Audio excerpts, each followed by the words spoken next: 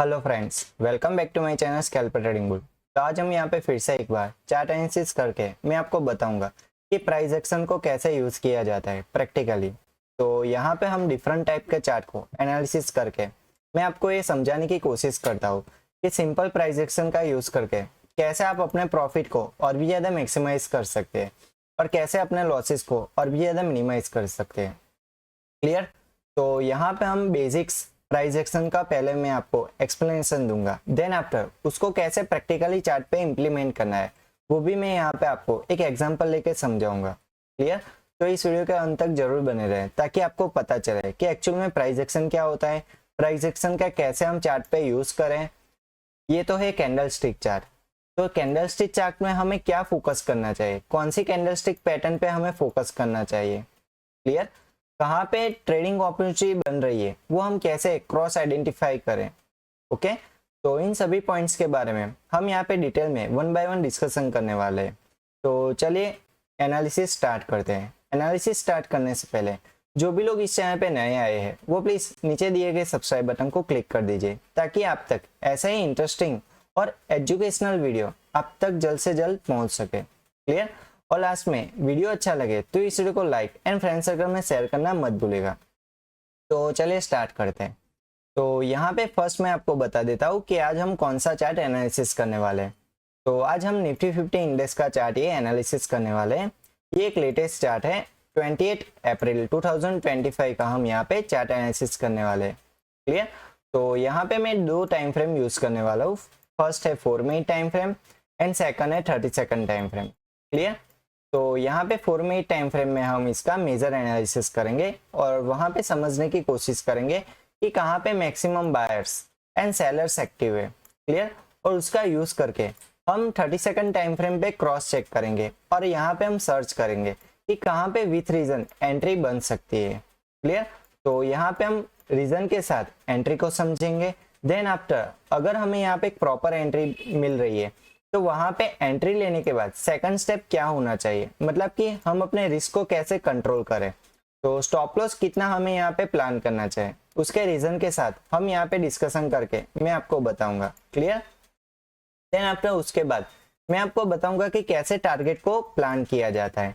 तो टारगेट को प्लान करते ही हमें यहाँ पे पता चलेगा कि एक्चुअल में मुझे यहाँ पे जो ट्रेडिंग मिली है उस ट्रेडिंग के अकॉर्डिंग मुझे यहाँ पे टारगेट किस तरीके से डिसाइड करना है वो भी आपको पता चलेगा। देन आफ्टर आपको कैसे स्टॉप लॉस प्लान करना है वो भी आपको पता चलेगा ताकि आप समझ के लाइव मार्केट में प्रैक्टिकली आप डिसीजन ले सको कि एक्चुअल में जब भी मुझे एंट्री मिल रही है तो मुझे वहां पे एंट्री क्यों लेनी चाहिए, उसका रीजन क्या आपको पता है। अगर रीजन आपको पता है तो ही आपको वहां पे एंट्री लेनी चाहिए। तो इसीलिए मैं यहाँ पे आपको चार्ट एनालिसिस करके प्रैक्टिकली मैं आपको यहाँ पे चार्ट पे ही समझाने वाला हूँ। यहाँ पे मैं कोई थियरिकल पॉइंट ऑफ व्यू से मैं आपको नहीं समझाने वाला है। क्लियर?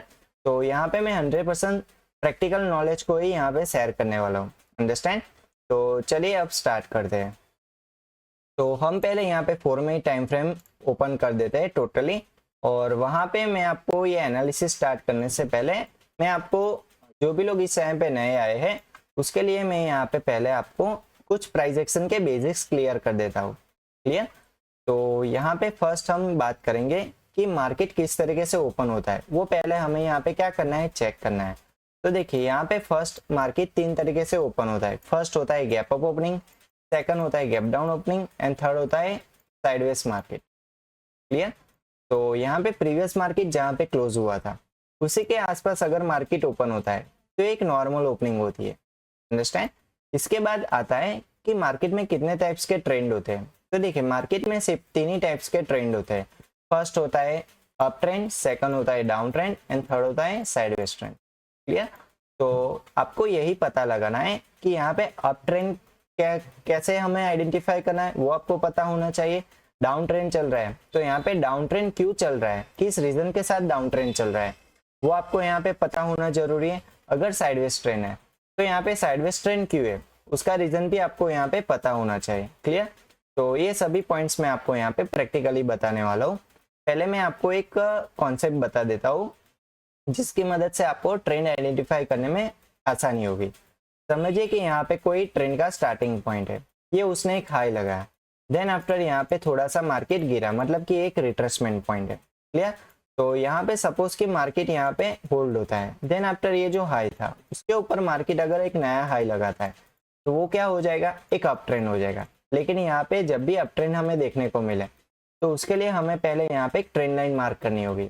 तो ट्रेंड लाइन कैसे मार्क करते हैं, तो देखिए जो भी यहाँ पे ट्रेंड का स्टार्टिंग पॉइंट है और जो भी इसका यहाँ पे रिट्रेसमेंट पॉइंट है, उन दोनों पॉइंट्स को हमें यहाँ पे क्या करना है, कनेक्ट करना है।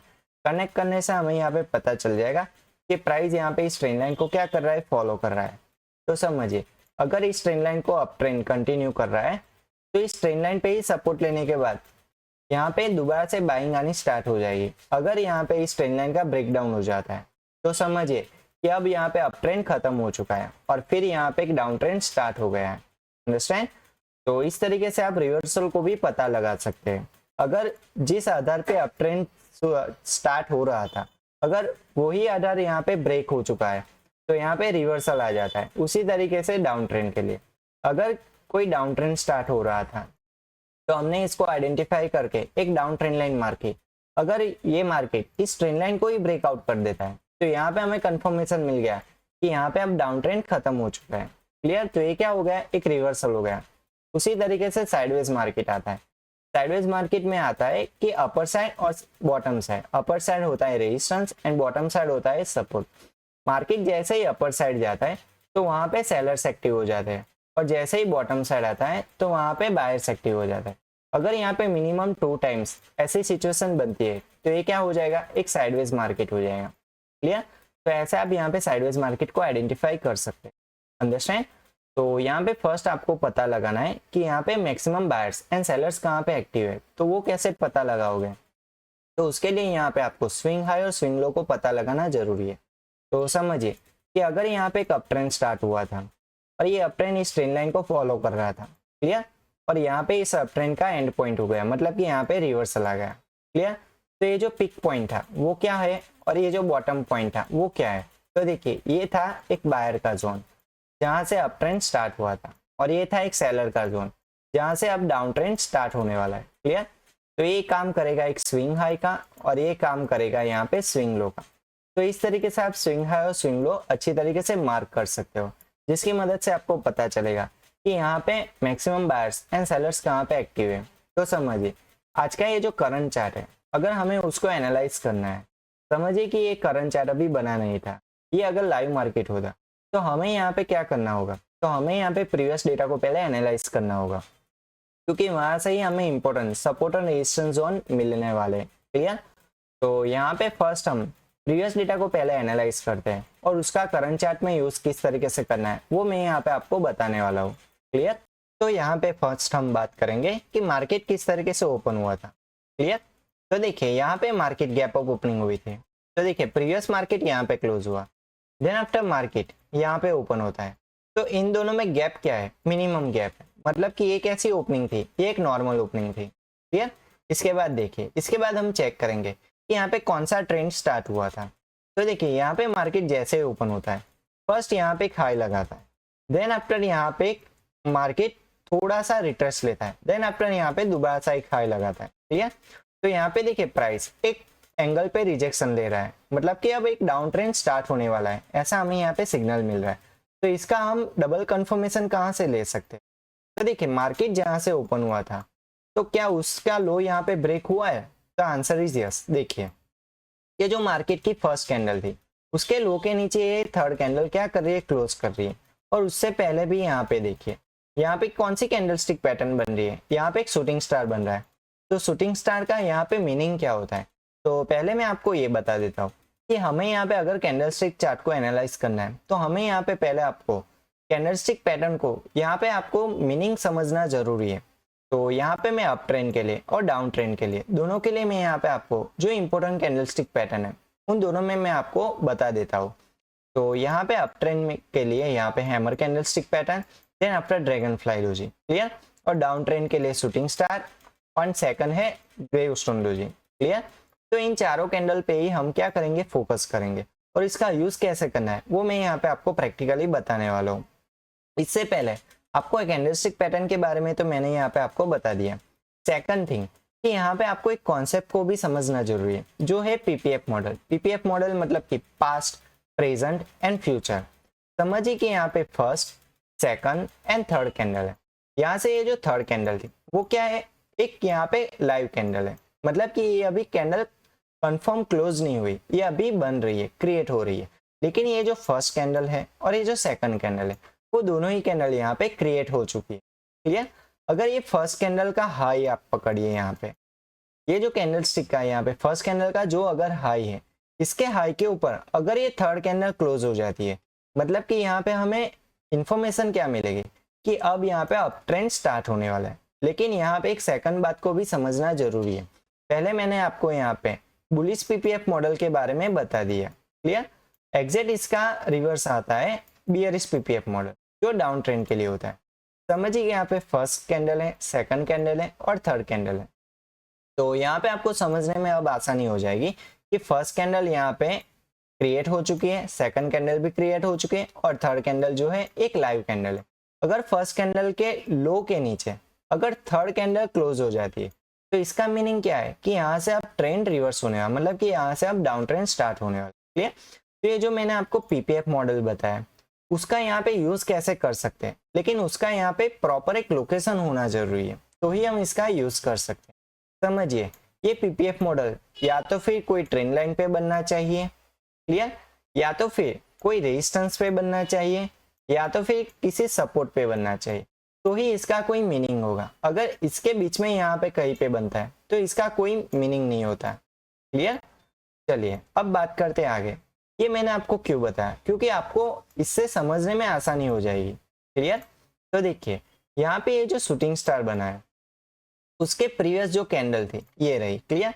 इसके प्रीवियस कैंडल के नीचे ये क्या थर्ड कैंडल क्लोज हो गई है? The answer is yes. अगर ये थर्ड कैंडल लाइव कैंडल होती तो क्या आपको यहाँ पे लाइव मार्केट में यहाँ पे अंदाजा मिल जाता कि अब यहाँ पे डाउन ट्रेंड स्टार्ट होने वाला है?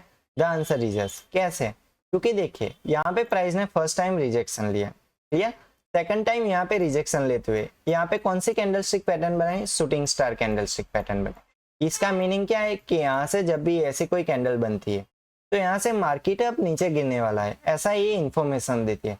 तो इसका कंफर्मेशन तो देखिए इसके नेक्स्ट कैंडल यहाँ पे दो टाइप्स के कंफर्मेशन देती है।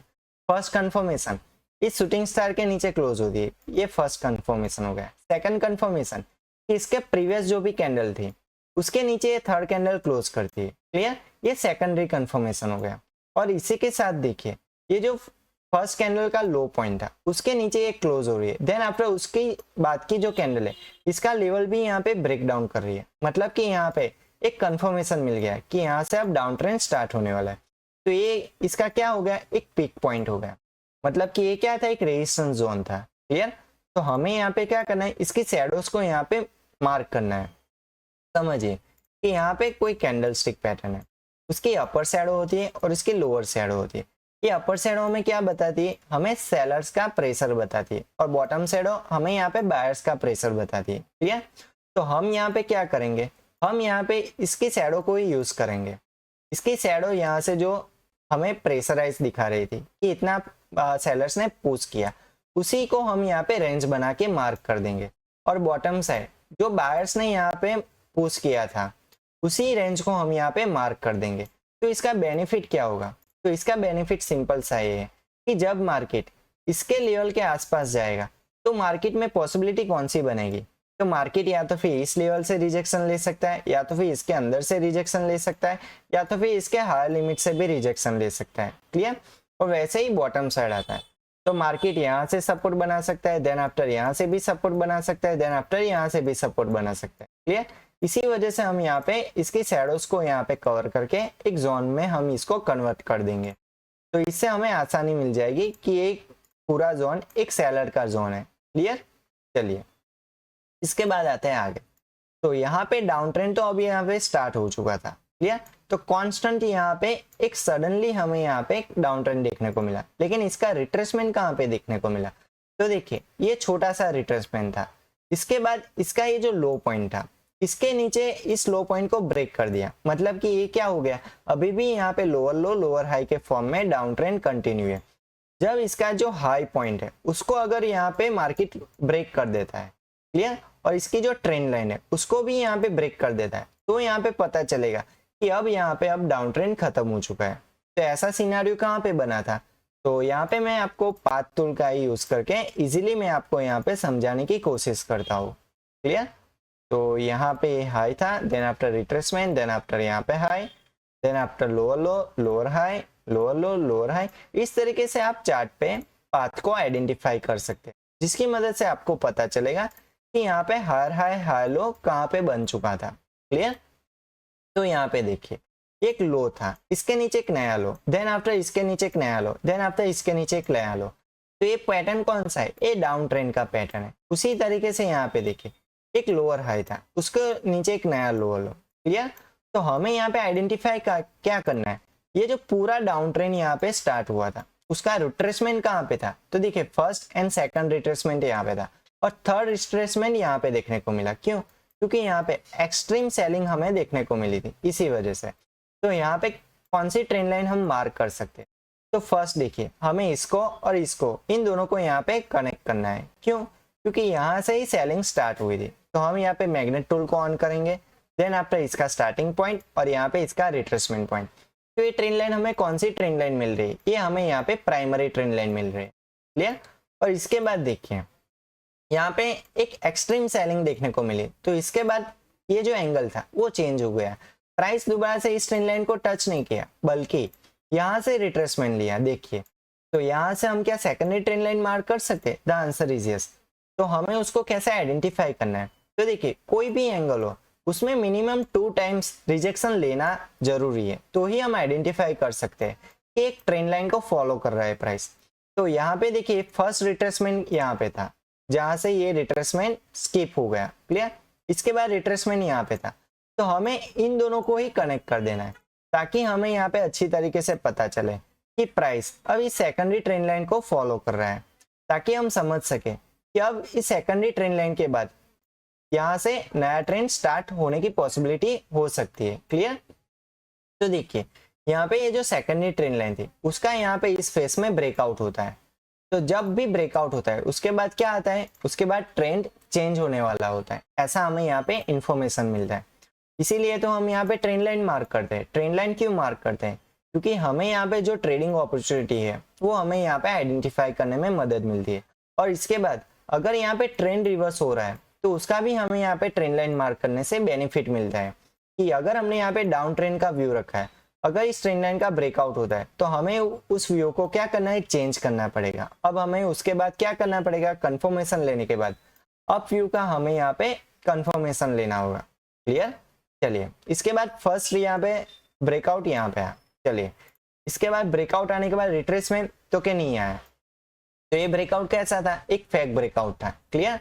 इसके बाद देखिए सेकंड ब्रेकआउट यहाँ पे आया, चलिए तो यहाँ पे रिट्रेसमेंट तो यहाँ पे मिला। देखिए ये जो ट्रेंड लाइन थी उसी के पास यहाँ पे हमें रिट्रेसमेंट देखने को मिला।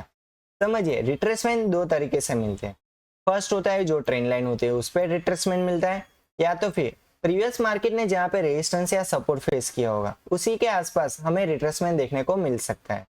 तो इस केस में रिट्रेसमेंट कहाँ पे देखने को मिला, तो कि इस ट्रेंड लाइन पे। चलिए तो अब यहाँ पे breakout, then after retracement, then after यहाँ पे हमें कंफर्मेशन मिल गया कि अब प्राइस यहाँ पे चेंज होने वाली है, मतलब कि अब तक ये जो डाउन ट्रेंड चल रहा था उसके बाद अब यहाँ पे अप ट्रेंड स्टार्ट होने वाला है। क्लियर? तो यहाँ पे हमें कंफर्मेशन लेना जरूरी है। ये जो इसका ब्रेकआउट पॉइंट था ये इसका क्या था, हाई पॉइंट था। इसके बाद यहाँ पे रिट्रेसमेंट था, क्या इसके हाई के ऊपर नया हाई बना है, the answer is yes. Then after इसके लो के नीचे लोअर हाई के ऊपर एक नया लोअर हाई बना है, द आंसर इज यस। ये देखिए यहाँ पे इसका ब्रेकआउट हुआ, देन आफ्टर यहाँ पे रिट्रेसमेंट हुआ, तो यहाँ से कंफर्मेशन मिल गया कि अब यहाँ पे अप ट्रेंड स्टार्ट होने वाला है। तो इस केस में हमें यहाँ पे क्या चाहिए था, इसका यहाँ पे बॉटम पॉइंट चाहिए था जहाँ से अब बायर्स एक्टिव हुए थे। तो बायर्स कहाँ से एक्टिव हो गए थे, तो कि यहाँ से, इस वाले पोर्शन से। तो हमें यहाँ पे इसको क्या करना है, मार्क कर देना है, ताकि हमें यहाँ पे पता चले कि ये क्या है, एक बायर का जोन है। क्लियर? तो हमें यहाँ पे फर्स्ट लेवल इसको मार्क कर देना है, इसका कलर में चेंज कर देता हूँ ताकि समझने में हमें आसानी हो। क्लियर? इसके बाद देखिए सेकंड बाइंग हमें यहाँ से देखने को मिली। क्लियर? तो हमें इसको अब मार्क कर देना है, अब यहाँ पे हमें बायर जोन मिल गया। अंडरस्टैंड? इसके बाद देखिए ये जो स्टार्टिंग पॉइंट था अप ट्रेंड का और ये जो रिट्रेसमेंट पॉइंट था, उन दोनों को हमें क्या करना है, कनेक्ट कर देना है। कनेक्ट करने से हमें बेनिफिट क्या होगा कि हमें यहाँ पे एक आइडियल ट्रेंड लाइन मिल जाएगी जिसकी मदद से हम पता लगा सके कि प्राइस इस ट्रेंड लाइन को यहाँ पे फॉलो कर रही थी। क्लियर? तो देखिए यहाँ पे एक high, then after retracement, then after यहाँ पे एक नया हाई देखने को मिला। तो यहाँ पे ट्रेंड लाइन चेंज हो गई? The answer is yes. क्यों? क्योंकि प्राइस अब दोबारा से इस ट्रेंड लाइन को टच नहीं कर रही थी, बल्कि यहाँ पे एक एंगल पे रिजेक्शन ले रही थी। देखिए तो ये क्या दिखा रही है कि प्राइस में अब यहाँ पे ट्रेंड लाइन चेंज हो गई है। अब यहाँ पे एक सेकेंडरी ट्रेंड लाइन काम कर रही है, प्राइमरी ट्रेंड लाइन अब यहाँ पे काम नहीं कर रही है। तो इस केस में हम क्या करेंगे? तो यहाँ पे हम सेकेंडरी ट्रेंड लाइन को भी मार्क करेंगे, जिसकी मदद से हमें यहाँ पे पता चले कि अब मार्केट में अब ट्रेंड चेंज हो गया है। क्लियर? क्योंकि यहाँ पे एक्सट्रीम बाइंग आ गई है, जैसे कि यहाँ पे एक एक्सट्रीम सेलिंग आ गई थी, उसी तरीके से यहाँ पे एक एक्सट्रीम बाइंग आ चुकी है। क्लियर? तो इस केस में हमने यहाँ पे स्विंग लो मार्क कर दिया था। अब हमें यहाँ पे क्या आइडेंटिफाई करना है? स्विंग हाई मार्क करना है। तो उसको कैसे मार्क करेंगे? जब इस ट्रेंड लाइन का ब्रेकडाउन हो तो उसी को ही हम यहाँ पे स्विंग हाई मार्क कर देंगे। तो यहाँ से ब्रेकडाउन हुआ था, तो ये पोजीशन क्या हो गया? एक स्विंग हाई हो गया। तो यहाँ पे हम इसको कंसिडर करते हुए इसको हम मार्क कर देंगे, जिसकी मदद से हमें यहाँ पे पता चल जाएगा कि एक रेजिस्टेंस का जोन है। क्लियर? चलिए इसके बाद यहाँ पे एक डाउन ट्रेंड स्टार्ट होने वाला है। देखिए फर्स्ट ये सेकेंडरी ट्रेंड लाइन का ब्रेकडाउन करता है, देन आफ्टर उसी ट्रेंड लाइन के पास यहाँ पे रिट्रेसमेंट लेता है। अगेन यहाँ पे ये जो प्राइमरी ट्रेंड लाइन थी, ये जो मेन ट्रेंड लाइन थी, उसको यहाँ पे फाइनली ब्रेक डाउन करता है और रिट्रेसमेंट लेता है। क्लियर? तो ये क्या शो करता है कि प्राइस इस एंगल को फॉलो कर रहा है। तो इस केस में स्विंग हाई कहाँ पे था? तो कि यहाँ पे, इसको हमने ऑलरेडी मार्क किया हुआ था। लेकिन इस केस में स्विंग लो कहाँ पे था? तो कि यहाँ पे था। देखिए यहाँ से मार्केट क्लोज हो जाता है और यहाँ पे लास्ट कैंडल यहाँ पे बनती है। क्लियर? जब मार्केट यहाँ पे क्लोज हुआ तो उसके अकॉर्डिंग स्विंग लो तो यहाँ पे है, लेकिन उसके प्रीवियस पोर्शन में आप अगर देखोगे तो प्राइस यहाँ पे बाइंग दिखाई, देन आफ्टर यहाँ पे बाइंग दिखाई, देन आफ्टर यहाँ पे बाइंग दिखाई, और सडनली यहाँ पे इस बायर का जोन यहाँ पे ब्रेक डाउन होता है। तो एक्चुअल में यहाँ पे स्विंग लो कहाँ पे हो सकता है? तो इस वाले पोर्शन में। तो हमें इसको क्या करना है? मार्क कर देना है, क्योंकि एक बायर का जोन था, इसी वजह से। क्लियर? तो ऐसे प्रीवियस डेटा को एनालाइज किया जाता है, जिसकी मदद से हमें एक्चुअल में जहाँ पे बायर्स एंड सेलर्स जो एक्टिव थे वो हमें यहाँ पे इस तरीके से आइडेंटिफाई कर सकते हैं। क्लियर? अब बात आती है कि हमने प्रीवियस डेटा को तो एनालाइज कर दिया, लेकिन इसका यूटिलाइज कैसे करना है वो भी जानना जरूरी है ना। तो उसके लिए अब हम यहाँ पे करंट चार्ट पे उसका यूज करेंगे। तो उसी प्रोसेस को हमें क्या करना है? सिंपल फॉलो करना है। जो प्रोसेस हमने प्रीवियस डेटा को एनालाइज करने के लिए यूज की थी, उसी प्रोसेस को हमें यहाँ पे करंट चार्ट पे अप्लाई करना है। सिर्फ डिफरेंस यही है कि वहां पे हमने पास्ट डेटा को आइडेंटिफाई किया था, और यहाँ पे अगर ये लाइव मार्केट होता तो उसके अकॉर्डिंग हम कैसे एनालाइज कर सकते हैं, उसके बारे में हम यहाँ पे डिस्कशन करेंगे।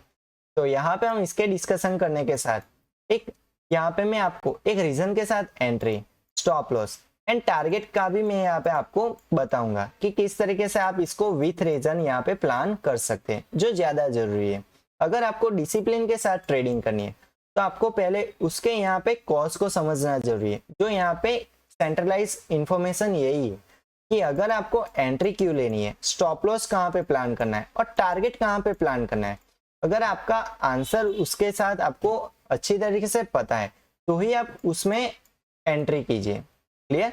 अदरवाइज आपको क्लियरिफिकेशन नहीं है कि मैं यहाँ पे एंट्री क्यों ले रहा हूँ, तो आप उसका यहाँ पे लॉस लेने से अच्छा है कि आप उसको अवॉइड कीजिए। इसकी मदद से आपकी साइकोलॉजी डिस्टर्ब नहीं होगी। क्लियर? ये अपॉर्चुनिटी मार्केट में देखिए आती जाती रहती है। आज अपॉर्चुनिटी आपको नहीं दिखी तो आपको एक दिन बाद दिखेगी, कल नहीं दिखी तो आपको एक दो दिन बाद दिखेगी। जैसी आपकी स्ट्रेटेजी है उसके अकॉर्डिंग आपको अपॉर्चुनिटी तो मिलती रहेगी, लेकिन प्रॉपर रीजन के साथ अगर आप ट्रेडिंग करोगे तो आप वहां पे लॉन्ग टाइम सर्वाइव कर सकोगे। क्लियर? इसी वजह से अगर आपको ट्रेडिंग करनी है तो पहले आप अपने रूल्स डिफाइन कीजिए कि मुझे इसी प्रोसेस को हर बार फॉलो करना है, चाहे वो निफ्टी 50 का चार्ट हो, चाहे वो बैंक निफ्टी का चार्ट हो, चाहे वो क्रिप्टो का चार्ट हो, चाहे वो गोल्ड का चार्ट हो। क्लियर? मुझे सिर्फ अपने स्ट्रेटेजी और अपने रूल्स को ही फॉलो करना है। क्लियर? ऐसे ही आप डिसिप्लिन ट्रेडिंग कर सकोगे। अंडरस्टैंड? तो चलिए अब हम आते हैं बैक टू द टॉपिक। तो यहाँ पे फर्स्ट हम चेक करेंगे कि मार्केट किस तरीके से ओपन हुआ था। तो देखिए प्रीवियस मार्केट यहाँ पे क्लोज होता है, देन आफ्टर मार्केट यहाँ पे ओपन होता है। तो ये कौन सी ओपनिंग थी? ये थी गैप अप ओपनिंग। चलिए इसके बाद देखिए यहाँ पे बॉटम साइड क्या था? एक सपोर्ट जोन था। तो इसके ऊपर तो मार्केट ओपन होती है, तो इससे क्या पता चलता है कि यहाँ पे बॉटम साइड बाइंग स्टार्ट होने वाली है, क्योंकि यहाँ पे बायर्स का जोन था, इसी वजह से। चलिए अब हमें यहाँ पे क्या चेक करना है, अब हमें यहाँ पे रिट्रेसमेंट को चेक करना है। जैसे ही हमें यहाँ पे ट्रेंड का स्टार्टिंग पॉइंट मिल जाए, उसके बाद हमें ऑन द स्पॉट रिट्रेसमेंट का यहाँ पे आइडेंटिफाई कहाँ पे वो हमें यहाँ पे चेक करना है। तो रिट्रेसमेंट कैसे पता लगाते हैं, तो देखिए यहाँ पे प्राइस फर्स्ट कैंडल हाई बनाती है, देन आफ्टर इसी लेवल के नीचे यहाँ पे second, third and fourth candle बनती है। इसका मीनिंग क्या है कि प्राइस मार्केट इस लेवल को एज अ रेजिस्टेंस फेस कर रही है। अगर रेजिस्टेंस फेस नहीं कर रही होती तो यहाँ पे 4 कैंडल नहीं बनती इस लेवल के नीचे। क्लियर? तो इसका मीनिंग क्या है कि जब तक यहाँ पे ब्रेकआउट नहीं आएगा तब तक हमें कोई रिट्रेसमेंट नहीं देखने को मिलेगा। क्लियर? तो फाइनली देखिए ये कैंडल जो थी वो यहाँ पे इस लेवल का ब्रेकआउट करती है, देन आफ्टर यहाँ पे मार्केट थोड़ा साइडवेज चलता है। तो ये क्या था, ये एक रिट्रेसमेंट पॉइंट है। तो हमें यही तो चाहिए था, starting point and retracement point. तो अब हमें यहाँ पे क्या करना है, इन दोनों को कनेक्ट कर देना है। देखिए ये था फर्स्ट पॉइंट, देन आफ्टर इसका जो लोअर पिक पॉइंट था उसी को ही हमें यहाँ पे मार्क करना है। और यहाँ पे एक और बात आपको देखनी जरूरी है कि इसकी जो शैडोज है, जो लोअर शैडो है, अप ट्रेंड में हमें क्या देखना है, हमें अप ट्रेंड में लोअर शैडो को देखना है। क्लियर? जो बॉडी के नीचे हो, क्या किसी एंगल पे शैडो रिजेक्शन ले रही है, वो ही हमें चेक करना है। तो देखिए यहाँ पे मैं देख पा रहा हूँ फर्स्ट टाइम यहाँ पे, सेकंड टाइम यहाँ पे, और इसी एंगल को मैच करते हुए यहाँ पे थर्ड एंड फोर्थ टाइम यहाँ पे रिजेक्शन लेते हुए हमें कैंडल दिख रही है। तो इसी मदद से हम यहाँ पे एक ट्रेंड लाइन को मार्क कर सकते हैं, जिसकी मदद से हमें जजमेंट मिलेगा कि प्राइस इस ट्रेंड लाइन को क्या कर रहा था, फॉलो कर रहा था। क्लियर? तो ये हमने आइडियली ये ट्रेंड लाइन तो मार्क कर ली, लेकिन हमें यहाँ पे अपनी जरूरियात के हिसाब से इसको यहाँ पे एडजस्ट भी करना है। तो वो एडजस्ट हम कहाँ से करेंगे, वो एडजस्ट हम 30 सेकंड टाइम फ्रेम से करेंगे। क्लियर? यहाँ पे हमने फर्स्ट ये जो ट्रेंड लाइन थी उसको तो हमने यहाँ पे मार्क कर लिया। अब यहाँ पे 4 मिनट टाइम फ्रेम का काम खत्म हो चुका है। इसके बाद हम यहाँ पे चेक करेंगे 30 सेकंड टाइम फ्रेम। तो 30 सेकंड टाइम फ्रेम पे एक्चुअल में हमें यहाँ पे देखना है कि जो रिट्रेसमेंट पॉइंट है वो कहाँ पे मैच हो रहे थे। तो देखिए यहाँ पे अगर मैं इसका स्टार्टिंग पॉइंट ले रहा हूँ, क्लियर, और यहाँ पे ये जो रिट्रेसमेंट पॉइंट है अगर उसको मैं कनेक्ट करता हूँ तो मुझे यहाँ पे एक डिफरेंट टाइम की ट्रेंड लाइन देखने को मिल सकती है। तो देखिए हाई, देन आफ्टर यहाँ पे लो, तो ये क्या काम करेगी, एक प्राइमरी ट्रेंड लाइन। क्लियर? इसके बाद देखिए यहाँ पे ब्रेकआउट देखने को मिला, देन आफ्टर यहाँ पे लो, लेकिन इसके हाई के ऊपर मार्केट गया नहीं। क्यों? क्योंकि मार्केट यहाँ पे साइडवेज चल रहा था, इसी वजह से। तो ये क्या काम कर रहा था, एक साइडवेज मार्केट का काम कर रहा था। तो यहाँ पे हमें क्या करना है, यहाँ पे हमें एक सेकेंडरी ट्रेंड लाइन को चेक करना है कि क्या यहाँ पे सेकेंडरी ट्रेंड लाइन बन रही है। तो देखिए ये जो रिट्रेसमेंट पॉइंट हमने 4 मिनट टाइम फ्रेम के अकॉर्डिंग जो प्लान किया था उसका यहाँ पे लोअर पिक पॉइंट कौन सा है वो हमें यहाँ पे मार्क करना है, जिसकी मदद से हमें यहाँ पे सेकेंडरी ट्रेंड लाइन मिल सकती है। तो देखिए यहाँ पे ये जो स्टार्टिंग पॉइंट था, क्लियर, इसके अकॉर्डिंग ये जो एंगल था वो यहाँ पे मैच हो रहा है। तो इसी वजह से हम यहाँ पे सेकेंडरी ट्रेंड लाइन को यहाँ पे इस तरीके से मार्क कर सकते हैं। क्लियर? तो देखिए अब हम इसको निकाल देते हैं क्योंकि हमें यहाँ पे एक सेकेंडरी ट्रेंड लाइन मिल चुकी है। क्लियर? तो यहाँ पे हमें अब क्लियरिफिकेशन मिल गया कि प्राइस अब इस ट्रेंड लाइन को फॉलो करते हुए आगे तो बढ़ रहा है, लेकिन यहाँ पे अपॉर्चुनिटी कौन सी दिख रही है। तो देखिए यहाँ पे प्राइस ने एक हाई लगा, देन आफ्टर यहाँ पे एक लो लगा, क्लियर, अगेन यहाँ पे एक लो लगा, तो ये 2 बार लो हो गया, मतलब कि एक सपोर्ट लेवल बन गया। देन आफ्टर यहाँ पे एक हाई बना तो रेजिस्टेंस यहाँ से ले रहा था, देन आफ्टर यहाँ पे लो, मतलब कि यहाँ पे थर्ड टाइम सपोर्ट लिया। तो ये क्या दिखा रहा है, हमें साइडवेज मार्केट दिखा रहा था। क्लियर? तो इस केस में हमें यहाँ पे क्या चेक करना था, तो हमें यहाँ पे चेक करना था कि साइडवेज मार्केट का ब्रेकआउट कहाँ पे होता है। तो देखिए ये जो हायर पॉइंट था उसके ऊपर क्या मार्केट ने ब्रेकआउट किया 30 सेकंड टाइम फ्रेम पे, द आंसर इज यस। तो देखिए इस केस में यहाँ पे ब्रेकआउट यहाँ पे हुआ, ये एक्चुअल में ब्रेकआउट यहाँ पे हुआ। क्लियर? इसके बाद रिट्रेसमेंट, तो यहाँ पे हमें एक एंगल देखने को मिला, देखिए कि प्राइस यहाँ पे ब्रेकआउट करता है, देन आफ्टर यहाँ पे रिट्रेसमेंट लेता है, फिर एक एंगल पे आगे बढ़ रहा था। तो यहाँ पे अगर आप चेक करोगे तो यहाँ पे कैंडलस्टिक पैटर्न कौन सी बन रही थी, तो देखिए यहाँ पे एक हैमर कैंडलस्टिक पैटर्न बन रही थी और इसके बाद यहाँ पे एक बुलिश पीपीएफ मॉडल भी बन रहा था। क्लियर? तो क्या यहाँ पे कोई एंट्री प्लान कर सकते हैं? The answer is yes. कैसे? तो देखिए अगर मैं यहाँ पे एक लेवल मार्क करता तो उसके अकॉर्डिंग मुझे यहाँ पे ब्रेकआउट सरल तरीके से मुझे यहाँ पे पता चल जाता कि ये भैया यहाँ पे ब्रेकआउट था, देन आफ्टर यहाँ पे रिट्रेसमेंट था, देन आफ्टर यहाँ पे एक ब्रेकआउट अगेन हो गया। क्लियर? तो यहाँ पे हम एक एंट्री प्लान कर सकते थे, लेकिन ये एंट्री कैसी होती, एक रिस्की एंट्री होती। क्यों? क्योंकि ये एंट्री ट्रेंड लाइन के पास नहीं बन रही थी, इसी वजह से ये एंट्री बन रही थी 30 सेकंड टाइम फ्रेम पे। अगर ये 4 मिनट टाइम फ्रेम के अकॉर्डिंग ये सेटअप बनता तो हम एब्सोल्युटली यहाँ पे एक एंट्री प्लान कर सकते थे। क्लियर? तो यहाँ पे हमें क्या करना है, इस एंट्री को अवॉइड करना है। देखिए, सभी जगह आपको ट्रेड नहीं मिलेंगे। अगर आपके सेटअप के अकॉर्डिंग अगर आपको यहाँ पे एंट्री मिलती है विथ रीजन, तो ही आपको वहां पे एंट्री प्लान करनी है। क्लियर? चलिए, इसके बाद हम यहाँ पे आगे बढ़ते हैं और यहाँ पे हम 4 मिनट टाइम फ्रेम को दोबारा से ओपन करते हैं और नेक्स्ट अपॉर्चुनिटी को हम यहाँ पे फाइंड आउट करते हैं। तो देखिए, यहाँ पे प्राइस हाई लगाता है, देन आफ्टर इस ट्रेंड लाइन का ब्रेक डाउन करता है। क्लियर? फिर मार्केट देखिए यहाँ पे थोड़ा साइडवेज चला। कैसे पता चला? क्योंकि यहाँ पे back to back side by side यहाँ पे मार्केट में कैंडल्स बन रही थी, तो यहाँ पे कोई मोमेंटम नहीं था। अगर कोई मोमेंटम होता तो मार्केट एक एंगल पे आगे बढ़ती। क्लियर? बल्कि यहाँ पे मार्केट एक साइडवेज में बन रही थी। तो यहाँ पे हमें क्या करना है, यहाँ पे जो रेजिस्टेंस था उसी को ही हमें आइडेंटिफाई करना है। तो ये जो फर्स्ट रेजिस्टेंस यहाँ पे लिया, उसके बाद यहाँ पे मोमेंटम ऑलमोस्ट 0 हो गया, तो हमें यहाँ पे इसको कंसीडर करना है और इसके हाई को हमें मार्क कर देना है, जिसकी मदद से हमें यहाँ पे पता चला कि अब यहाँ पे रेंज मिल गई है। जब तक प्राइस इस रेंज का ब्रेकआउट नहीं करेगा तब तक हमें यहाँ पे कोई नया ट्रेंड देखने को नहीं मिल सकता है। तो देखिए, यहाँ पे मार्केट ने लास्ट टाइम जो सपोर्ट बनाया उसके बाद यहाँ पे एक हाई बनाया, तो यहाँ पे रेजिस्टेंस तो फेस किया, फिर प्राइस इसी लेवल के पास थोड़ा पॉज हुआ। क्लियर? उसके बाद यहाँ पे ब्रेकआउट किया, ब्रेकआउट करने के बाद प्राइस इसी लेवल पे सपोर्ट बना रहा था। अंडरस्टैंड? तो प्राइस यहाँ पे एक एंगल पे आगे बढ़ रहा था। देखिए, ये था starting point, then after high, then after retracement. फिर यहाँ पे प्राइस रिट्रेसमेंट लेते हुए यहाँ पे प्राइस एक अप ट्रेंड क्या कंटिन्यू कर रहा है। तो क्या हम यहाँ पे एक ट्रेंड लाइन मार्क कर सकते हैं? हाँ, समझने के लिए तो हम यहाँ पे एक ट्रेंड लाइन मार्क कर सकते हैं कि जिसकी मदद से हमें यहाँ पे पता चल गया है कि अब यहाँ पे एक अप ट्रेंड स्टार्ट होने वाला है। लेकिन अपर साइड तो देखिए यहाँ पे एक रेजिस्टेंस था। अपर साइड क्या था? यहाँ पे एक रेजिस्टेंस था, और ये रेजिस्टेंस कौन सा था? प्रीवियस डेटा को जो हमने एनालाइज किया था उसके अकॉर्डिंग हमने यहाँ पे एक रेजिस्टेंस फाइंड आउट किया था। तो एक इंपॉर्टेंट रेजिस्टेंस था। अगर इस रेजिस्टेंस जोन को भी मार्केट ब्रेकआउट कर देता और उसके बाद उसी लेवल के पास अगर रिट्रेसमेंट लेता तो हमें यहाँ पे एक अप ट्रेंड का व्यू मिल सकता था। लेकिन यहाँ पे क्या ऐसा हुआ? The answer is no. तो देखिए, यहाँ पे मार्केट जैसे ही रेजिस्टेंस को टच करता है वैसे ही यहाँ पे फर्स्ट टाइम रेजिस्टेंस फेस किया, सेकंड टाइम, थर्ड टाइम, यहाँ पे मल्टीपल टाइम मार्केट इस रेजिस्टेंस को ही फॉलो कर रहा था। मतलब कि इस सेलर को यहाँ पे फाइट नहीं कर सका। क्लियर? अगर यहाँ पे बायर्स ज्यादा एक्टिव हो जाते तो इस लेवल को मे भी ब्रेकआउट कर सकते थे, लेकिन ऐसा पॉसिबल नहीं हुआ।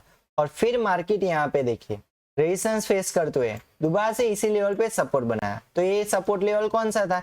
ये जो प्रीवियस साइडवेज मार्केट की जो रेंज हमने आइडेंटिफाई की थी उसी के पास यहाँ पे मार्केट ने सपोर्ट लिया। तो अब ये यहाँ पे हमें क्या दिखा रहा है? तो अब हमें यहाँ पे एक सेकंड साइडवेज जोन दिख रहा है कि जैसा कि यहाँ पे पैटर्न बना था उसी तरीके से यहाँ पे पैटर्न बना। क्लियर? तो यहाँ पे मार्केट सपोर्ट बनाता है, देन आफ्टर अगेन यहाँ पे एक रेजिस्टेंस बनाता है, तो मार्केट ऐसे करते हुए यहाँ पे क्लोज हो जाता है। तो हमें यहाँ पे क्या देखने को मिला? तो हमें यहाँ पे ये देखने को मिला कि मार्केट में ये जो यहाँ से जो मोमेंटम चला वो टोटली यहाँ पे साइडवेज मार्केट चला। तो यहाँ पे जिन्होंने भी यहाँ पे एक एंट्री प्लान की होगी तो उसके अकॉर्डिंग में भी यहाँ पे मैक्सिमम लोगों ने यहाँ पे लॉस बुक किया होगा। क्यों? क्योंकि यहाँ पे टोटली मोमेंटम ऑलमोस्ट यहाँ पे 0 के मुकाबले था। क्लियर? अगर ऐसे 0 मोमेंटम में अगर हम यहाँ पे एंट्री प्लान करते हैं तो उसका लॉस कहाँ पे होगा? उसके प्रीमियम में होगा। एक्चुअल में यहाँ पे इंडेक्स में तो ट्रेडिंग नहीं होती, लेकिन उसके ऑप्शंस में ट्रेडिंग होती है। अगर इंडेक्स के अकॉर्डिंग हम यहाँ पे एंट्री प्लान करते हैं तो उसका रिजल्ट कहाँ पे मिलता है? ऑप्शन में मिलता है। तो देखिए, अगर यहाँ पे हमें स्पीड देखने को मिलेगी कि प्राइस चेंज हो रहा है, उसी वजह से यहाँ पे प्रीमियम चेंज होगा, तो उसी से ही हमें यहाँ पे प्रॉफिट मिलने वाला है। लेकिन यहाँ पे अगर स्पीड ही नहीं है तो वहां पे हमें ऑप्शन में स्पीड कैसे मिलेगी? मतलब कि यहाँ पे मोमेंटम कैसे मिलेगा? अगर हमने इसके अकॉर्डिंग एंट्री प्लान की है तो वहां पे अगर ऑप्शंस में कोई मोमेंटम नहीं है तो उस केस में हमारा वहां पे लॉस होना तय था। क्लियर? तो आज के चार्ट एनालिसिस में हमने यहाँ पे एनालिसिस करके ये पता लगाया कि इसका ये जो स्टार्टिंग फेज था वहां पे मोमेंटम था, लेकिन उसके बाद यहाँ पे जो सेकेंडरी फेज यहाँ पे जो स्टार्ट हुआ था, मतलब कि 10 बजे के बाद यहाँ पे जो सेकेंडरी फेज स्टार्ट हुआ था उसके अकॉर्डिंग मार्केट ऑलमोस्ट यहाँ पे साइडवेज चल रहा था। क्लियर? तो साइडवेज मार्केट में कभी भी ट्रेडिंग नहीं करनी चाहिए, क्योंकि वहां पे हमारा प्रीमियम डीके होता है, उसी वजह से हमें मैक्सिमम लॉस भुगतना पड़ता है। क्लियर? अगर यहाँ पे इंडेक्स में मोमेंटम देखने को मिलता है, अगर कोई एंगल को फॉलो कर रहा है, मतलब कि यहाँ पे कोई ट्रेंड लाइन को मार्केट फॉलो कर रहा होता तो हम ट्रेंड लाइन ट्रेडिंग कर सकते थे। अगर ये जो साइडवेज मार्केट था उसको एक्चुअल में यहाँ पे ब्रेकआउट होता और अपर साइड ये जो लेवल था वो अगर नहीं होता और फिर यहाँ पे एक सेकेंडरी ट्रेंड लाइन यहाँ पे फॉलो करता मार्केट, तो हम उसको भी कैप्चर करके एंट्री प्लान कर सकते थे। क्लियर? तो आई होप आपको आज के इस एनालिसिस से पता चला होगा कि किस तरीके से आपको चार्ट को एनालिसिस करना चाहिए। अगर आपको कोई रीजन नहीं मिल रहा तो वहां पे आपको एंट्री को अवॉइड करना है। क्लियर? तो आज के इस एनालिसिस में मैंने आपको बताया कि कैसे आप सेलर्स एंड बायर्स का जोन आइडेंटिफाई कर सकते हैं, कौन सी कैंडलस्टिक पैटर्न पे आपको फोकस करना चाहिए, कैसे ट्रेंड लाइन को मार्क करना चाहिए, कैसे आपको ट्रेंड को आइडेंटिफाई करना चाहिए, मतलब कि कैसे up trend, down trend and sideways trend को आइडेंटिफाई करना चाहिए। क्लियर? तो यहाँ पे हमने ऑलमोस्ट जो जरूरी था उन सभी पॉइंट्स के बारे में हमने यहाँ पे डिस्कशन किया। क्लियर? तो इसी के साथ हम यहाँ पे आज के इस चार्ट एनालिसिस एपिसोड को एंड करते हैं। जाने से पहले जो भी लोग इस चैनल पे नए आए हैं वो प्लीज इस चैनल को सब्सक्राइब कर दीजिए, ताकि ऐसे ही इंटरेस्टिंग वीडियो आप तक जल्द से जल्द पहुंच सके। क्लियर? और वीडियो अच्छा लगे तो इस वीडियो को लाइक एंड फ्रेंड सर्कल में शेयर करना मत भूलिएगा। तो मिलते हैं अगले नए चार्ट एनालिसिस एपिसोड में, तब तक के लिए गुड बाय।